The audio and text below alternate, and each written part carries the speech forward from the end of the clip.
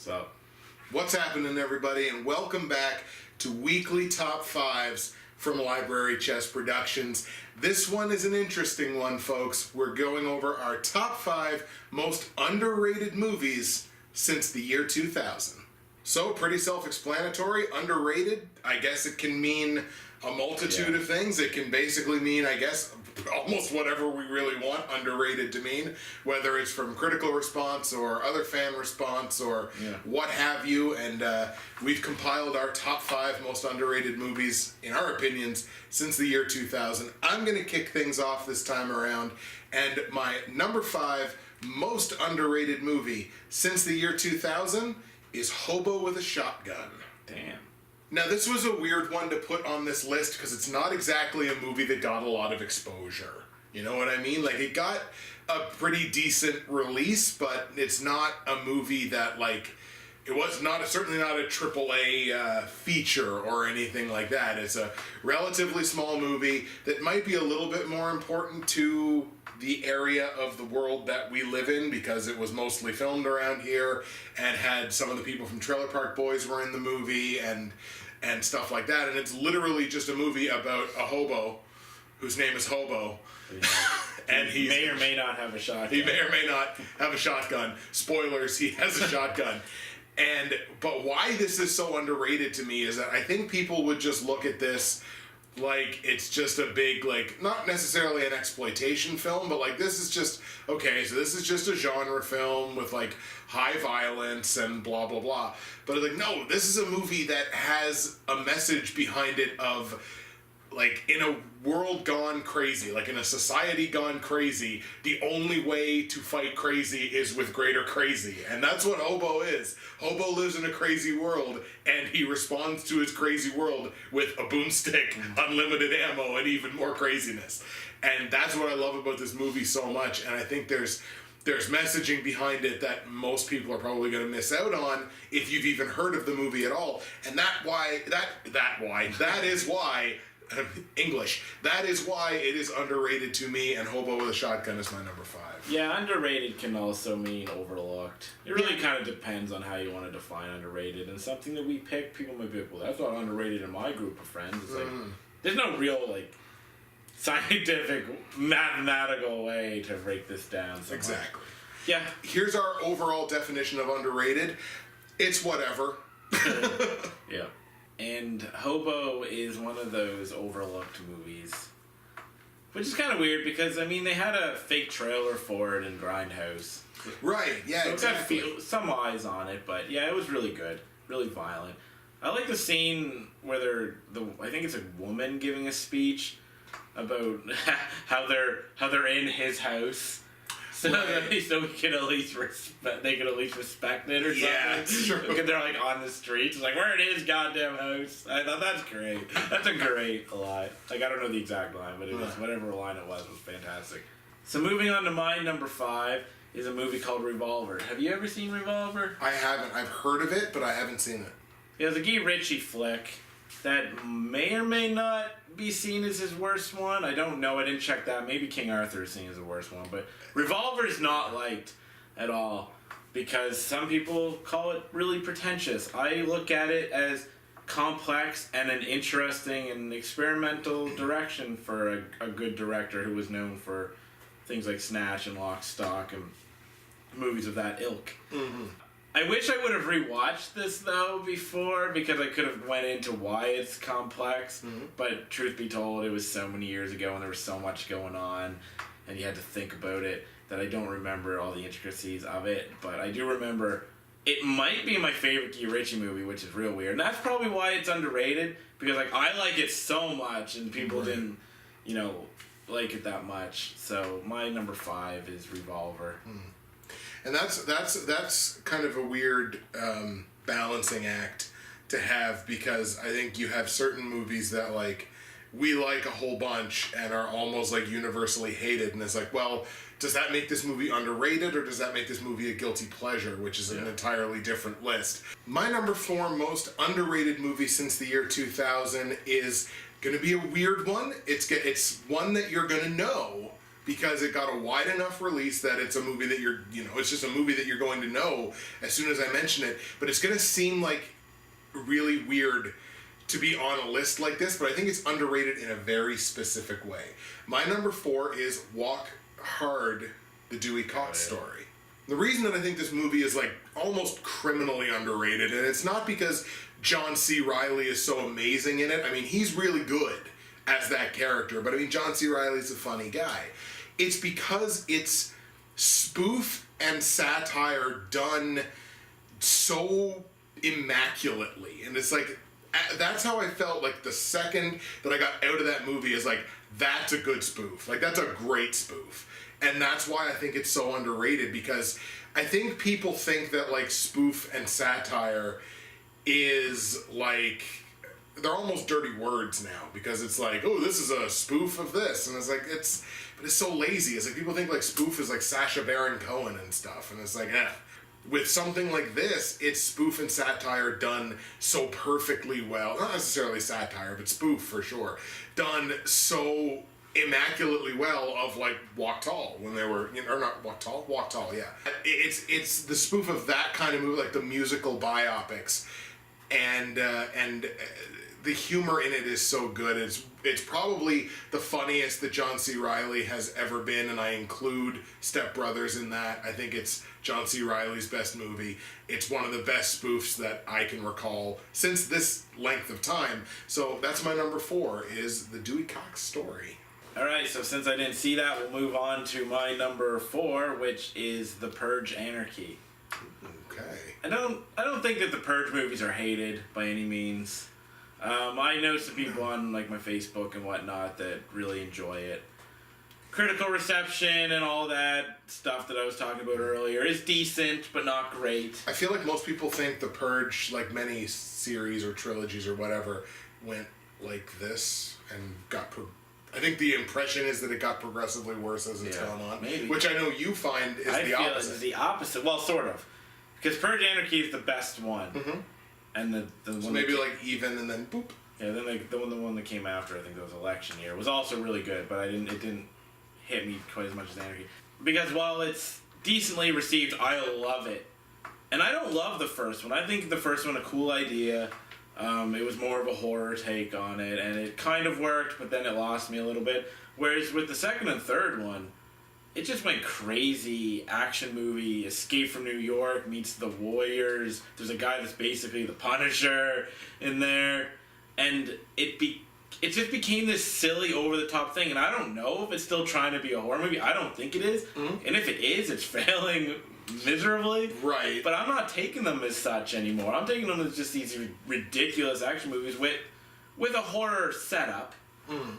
And what I liked about the original Purge and this idea in general is, while anybody with a brain knows that the Purge itself is a dumb idea, it did manage to get people talking in a way that, say, Jigsaw from Saw did. Mm-hmm. Where people thought, well, is he really a bad guy? It's like, yeah, but he's a bad he's a bad guy with something interesting that makes you think about it. Same with the Purge. It was like, the Purge wouldn't work, but you think, well, maybe it would, right? And you want to talk about it, and there was discussion about it. There's gigantic guns in the back of trucks and stuff, and these ridiculous masked and musical cues, and just all that. And I didn't think I would be this, but I am a huge Purge fan. Yeah. Like, from the second and third. So much so that I think it's almost a perfect trilogy, but the way that they set up. Because one was inside a house, then one was outside, and then the next one's like they were trying to end the Purge. And I thought, that's a really good trilogy, because you had the inside, you had the outside, and it was like, we got to get rid of the Purge. Right. And I think thematically that was a cool idea. Now they're continuing it, but yet I'm still pumped. And that's because of Anarchy. Because the Purge Anarchy is so good, and I enjoy them so much. They would be a guilty pleasure, I suppose, if I believed in guilty pleasures. Right. They're just my silly horror action fix, but it's my fix. Nice. My number 3 most underrated movie since the year 2000 is The Last Samurai. And the reason that this makes my list is that I think there's a large portion of the cinematic audience that hears the name Tom Cruise and goes, this is gonna suck. I think he's because now there's plenty of people that like him, obviously. I do. Especially within the construct of the Mission Impossible series. I do. But I think like when he ventures out from that there's way more people that are just like, oh god, Tom Cruise, another Tom Cruise movie. Ugh. And this is one of those movies where he displays that he can act. Like that he can really act. And this is, look, it got a wide release. I'm sure it was from like 2003 or something like that. So I'm sure people have seen it. The reason that it winds up here is because A, you got to get past the whole idea that, like, oh, it's a Tom Cruise movie, so it's got to be bad. This has such a beautiful story. The story in this movie is so well crafted and is so well done. Tom Cruise is incredible in it. Ken Watanabe is incredible in it.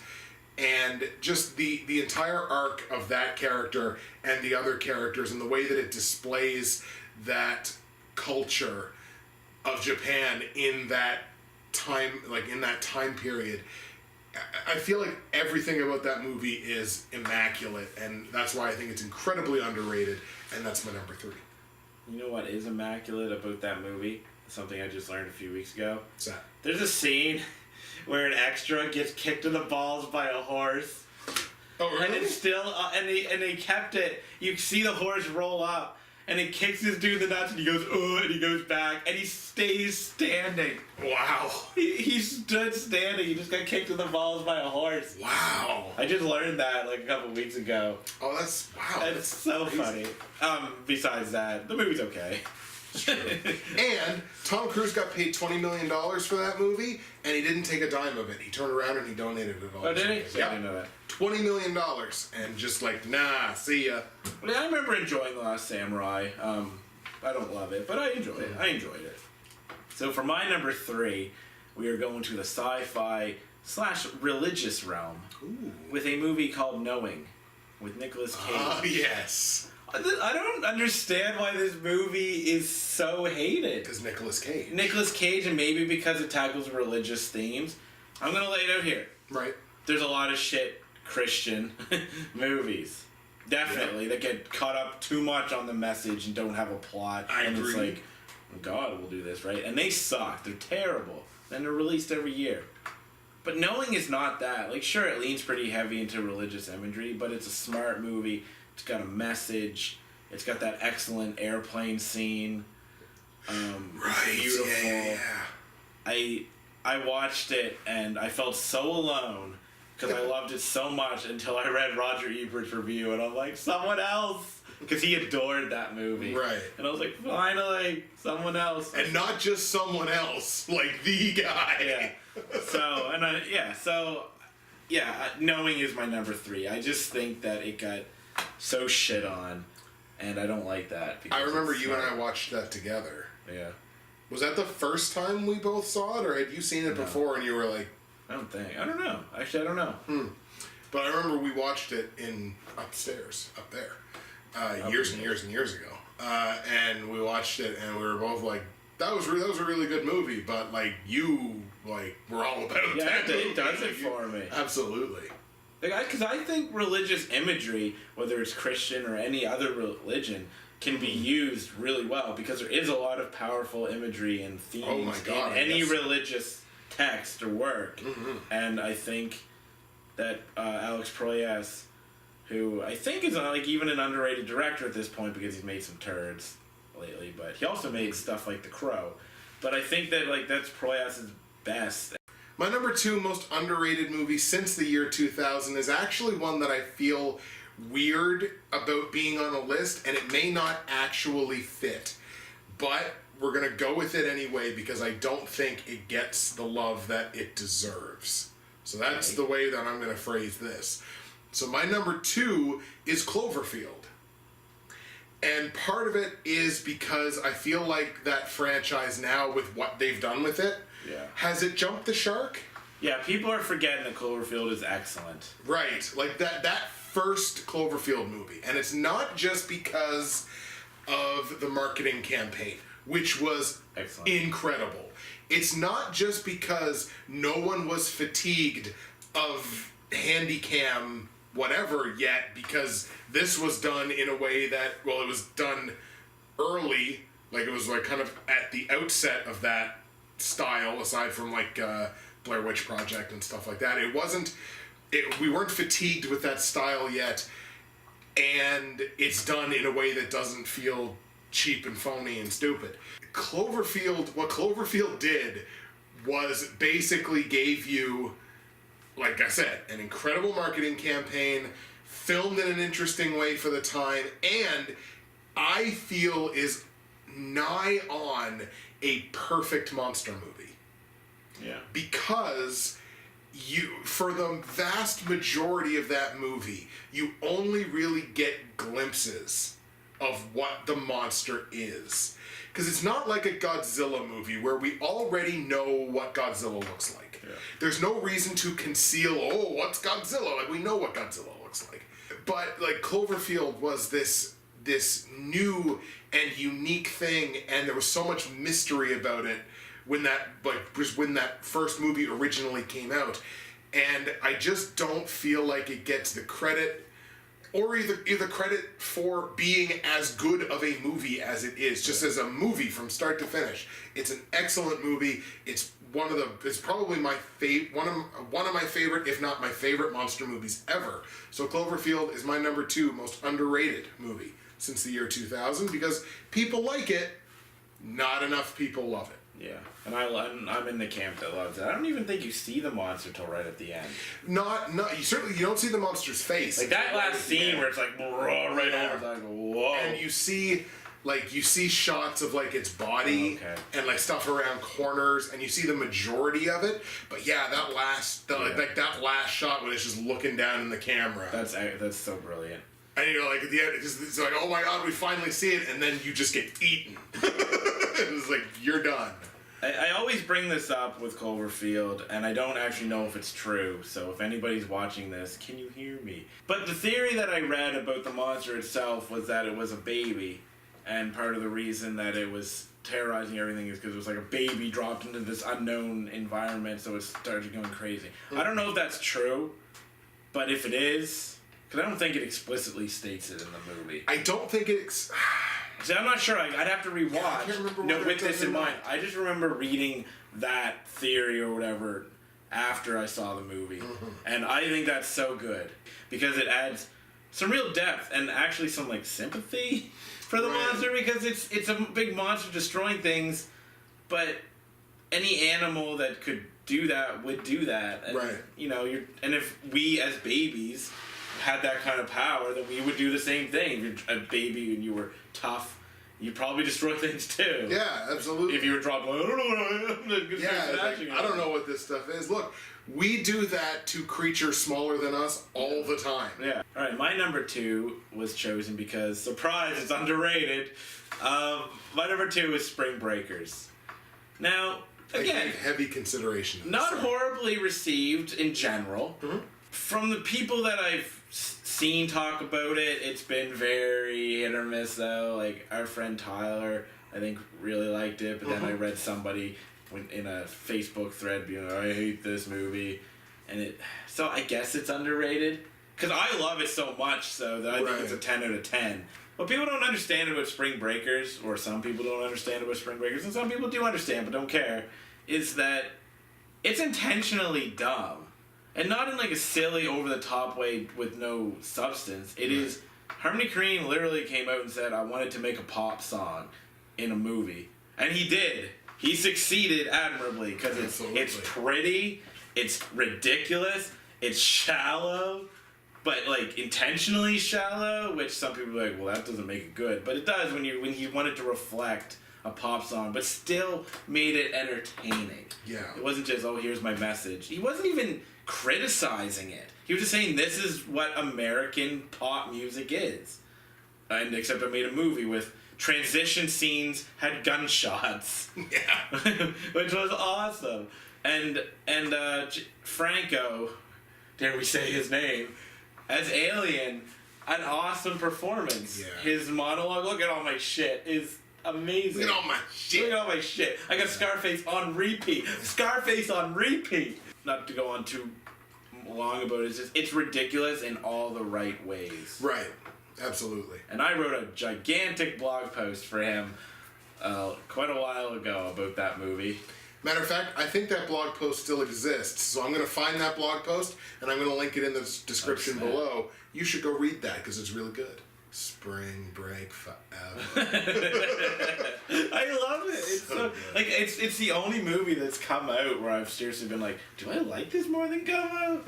Like I might like it more than Gummo. Miss Britney Spears. Angel, if there ever was one. Oh, I forgot to mention that scene. That beautiful scene. Shit, that's like one of the best scenes ever. Oh well, fuck it. I'll include that. Yeah, alright.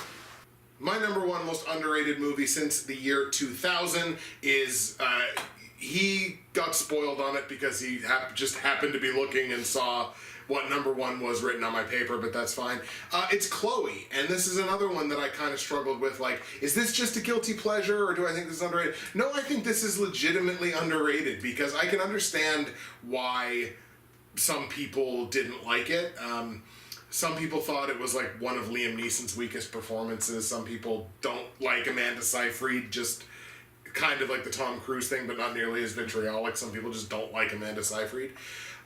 This movie, when I first watched it, struck me as so crazy erotic that I was just like, I don't think I've ever seen anything like this. Like, the closest comparable on an eroticism level at that time would have been like Quills, and Quills plays it so ridiculously, but it's the eroticism in that movie that I think is really underrated and that people don't take into consideration, that like eroticism in movies isn't just there to be like a thrill. Like, it can be like, eroticism is used in that movie as plot device, and it's not necessarily the best performance of any of those actors, but I absolutely adore that movie, and I think especially the eroticism element of it, but even the storyline and the thrilling aspects of it, and there's so many aspects of that movie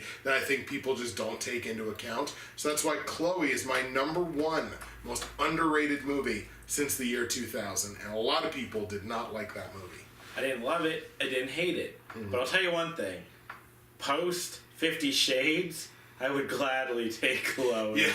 Because that movie is so much sexier than 50 Shades. You had to get that 50 Shades thing. Yes, I did. Only one left, and it's this guy's number one. Give it to me, Tyler. You ready for this? I'm ready. Number one is Batman vs. Superman: Dawn of Justice. Oh, snap. Everyone just turned off the video. Yeah, they're done. But that's okay, because if you watched 70% of it and we're at the point where we're monetized, we still got the ad revenue for it, so whatever. Go for it. Oh, where do I start with Batman vs. Superman? I think this is the definition of underrated because it's so hated. So much so that it basically changed the direction of the DC universe. For like the second time. So they're like, we were going down this road, and now it's like, no, we're not going to go down that road anymore. It's too dark. Yeah, people don't like it. Maybe too slow. I think it was smart, although I don't think it's this complex thing, you know.